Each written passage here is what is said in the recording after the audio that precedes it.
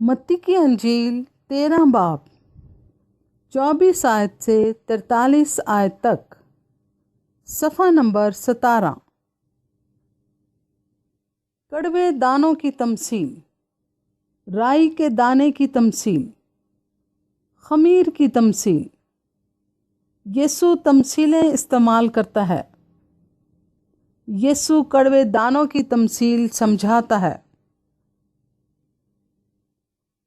اس نے ایک اور تمثیل ان کے سامنے پیش کر کے کہا کہ آسمان کی بادشاہی اس آدمی کی مانند ہے جس نے اپنے کھیت میں اچھا بیج بویا، مگر لوگوں کے سوتے میں اس کا دشمن آیا اور گیہوں میں کڑوے دانے بھی بو گیا۔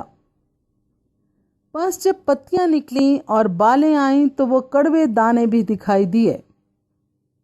نوکروں نے آ کر گھر کے مالک سے کہا، آئے خداوند، کیا تو نے اپنے کھیت میں اچھا بیج نہ بویا تھا؟ اس میں کڑوے دانے کہاں سے آ گئے؟ اس نے ان سے کہا، یہ کسی دشمن کا کام ہے۔ نوکروں نے اس سے کہا، تو کیا تو چاہتا ہے کہ ہم جا کر ان کو جمع کریں؟ اس نے کہا، نہیں، ایسا نہ ہو کہ کڑوے دانے جمع کرنے میں تم ان کے ساتھ گیہوں بھی اکھاڑ لو۔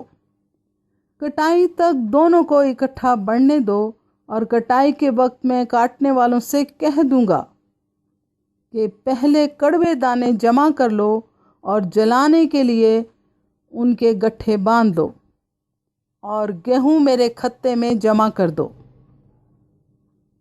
اس نے ایک اور تمثیل ان کے سامنے پیش کر کے کہا کہ آسمان کی بادشاہی اس رائی کے دانے کی مانند ہے جسے کسی آدمی نے لے کر اپنے کھیت میں بو دیا۔ وہ سب بیجوں سے چھوٹا تو ہے، مگر جب بڑھتا ہے تو سب ترکاریوں سے بڑا اور ایسا درخت ہو جاتا ہے کہ ہوا کے پرندے آ کر اس کی ڈالیوں پر بسیرا کرتے ہیں۔ اس نے ایک اور تمثیل ان کو سنائی کہ آسمان کی بادشاہی اس خمیر کی مانند ہے جسے کسی عورت نے لے کر 3 پیمانے آٹے میں ملا دیا، اور وہ ہوتے ہوتے سب خمیر ہو گیا۔ یہ سب باتیں یسوع نے بھیڑ سے تمثیلوں میں کہیں، اور بغیر تمثیل کے وہ ان سے کچھ نہ کہتا تھا، تاکہ جو نبی کی معرفت کہا گیا تھا وہ پورا ہو کہ میں تمثیلوں میں اپنا منہ کھولوں گا، میں ان باتوں کو ظاہر کروں گا جو بنائے عالم سے پوشیدہ رہی ہیں۔ اس وقت وہ بھیڑ کو چھوڑ کر گھر میں گیا، اور اس کے شاگردوں نے اس کے پاس آ کر کہا کہ کھیت کے کڑوے دانوں کی تمثیل ہمیں سمجھا دے۔ اس نے جواب میں کہا کہ اچھے بیج کا بونے والا ابن آدم ہے، اور کھیت دنیا ہے، اور اچھا بیج بادشاہی کے فرزند اور کڑوے دانے اس شریر کے فرزند ہیں۔